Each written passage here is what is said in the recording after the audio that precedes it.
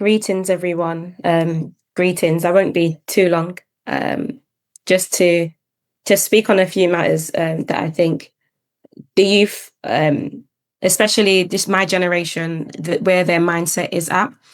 And I know it's different according to demographic. I'm born and raised in London, and of Caribbean descent. Was brought up as a Caribbean British person, so both cultures intertwined.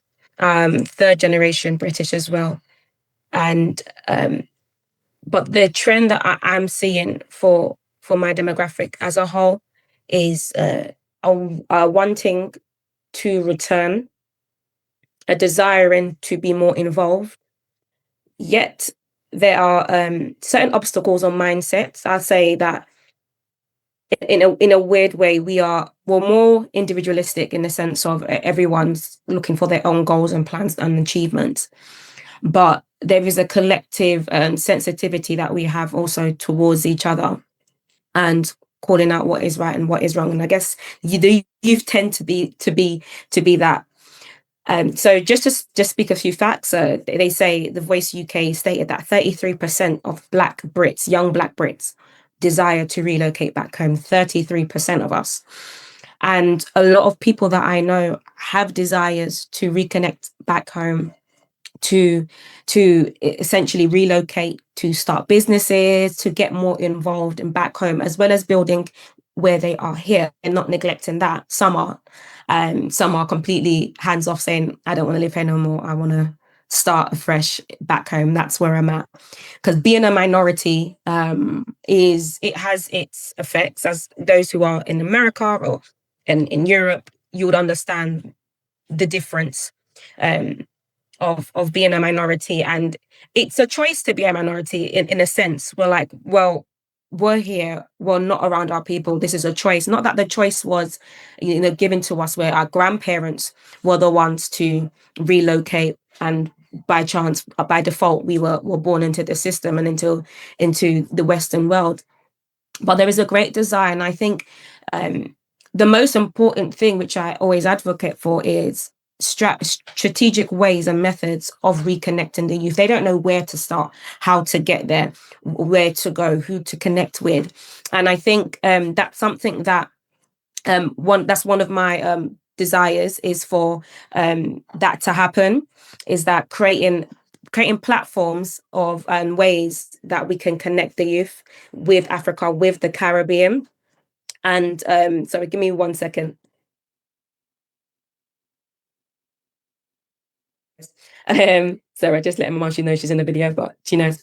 So that's one way I do have hopes of doing that and reconnecting them, creating platforms like Exodus One and different things to say, this is how we can get involved, this is how we can participate. And the other thing is, especially when it comes to the Caribbean, Africa is reversing the role of welcoming the diaspora and knowing that regardless of the 400 years of history and disattachment, that they are welcoming back. But the Caribbean isn't quite doing that yet. Some governments are, where they're saying, actually, if your grandparent was of a Caribbean descent, you can still get a passport, you can still be connected to the land. And unfortunately, some aren't. And it's amazing because they want to bring their skills. They've got educated, they've built their crafts, their skills, and they want to be hands-on in the development of our nations. But it's just that's something that's also I find a lot of people are having a difficult time with. So I think conversations definitely need to be had amongst the youth more on actual ways of being involved. We tend to hear the same things of our history, we were taken, and we know where we are, we know our history, but instead of looking in the rearview mirror, we need to start looking ahead, not only speaking about the atrocities and the barbaric behaviors that was done against us, but we need to say, okay, now that this has happened, what are we going to do about it now? And I think that's what the youth, there's a difference between the youth and the generation prior to us, is that talking about it and talking about what has happened and what is happening isn't solving this, getting the solution. We're talking about the problems which we need to acknowledge. We do need to acknowledge, but I also think it's the people who need to acknowledge it more are the Caucasians, are the whites, are the Europeans, because us as Black people, we speak on this quite a lot and we know what's happened to us. It's not something that we keep on need to repeating. I think we need to also talk about solutions. Okay, now that this has happened and we've acknowledged the hurt, we acknowledged the trauma, and we acknowledged so on and so forth.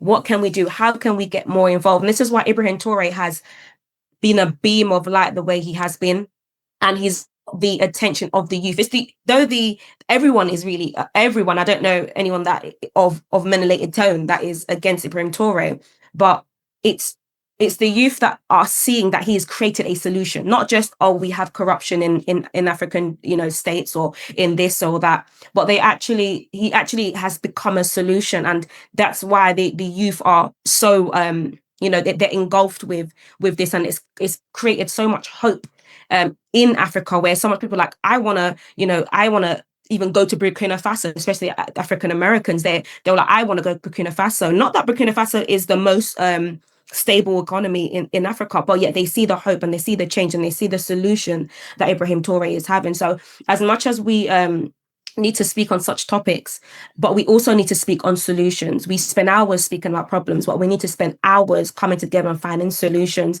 and actually speaking and getting the youth involved in it. And I think if we led with that, I think we would get more youth involved.